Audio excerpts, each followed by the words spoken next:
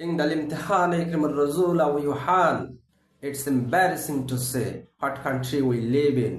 এটা বলতে লজ্জা লাগে যে আমরা কোন দেশে বসবাস করছি, যেই দেশে বিসিএস পরীক্ষার প্রশ্ন আউট হয়, যেই দেশে আবেদ আলীর মতো ড্রাইভার বিসিএস পরীক্ষার প্রশ্ন আউট করে।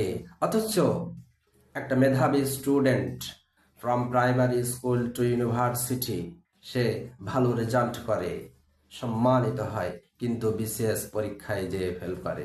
এর কারণ কি? আপনারা কি জানেন এই বিসিএস পরীক্ষা কারা নেয়, কিভাবে নেয় এবং বিসিএস ক্যাডার কিভাবে নির্বাচিত হয়?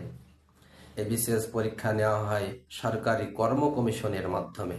এরা প্রথমে প্রিলি পরীক্ষা নেয়, তারপর রিটেন পরীক্ষা নেয়, তারপরে ভাইবা নেয়, তারপরে নির্বাহী বিভাগের স্লিপ মোতাবেক বিসিএস ক্যাডার নির্বাচিত করে।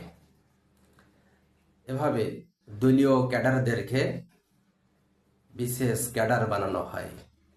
এর কারণ হলো এই সরকারি কর্ম কমিশনের উপর সরকারের নির্বাহী বিভাগের হস্তক্ষেপ থাকার কারণে আমরা বর্তমান সময়ে যে সংস্কার কার্যক্রম চলছে, এই সংস্কার কার্যক্রমের মাধ্যমে আমরা সরকারি কর্ম কমিশনকে সম্পূর্ণরূপে নির্বাহী বিভাগের হস্তক্ষেপ মুক্ত চাই।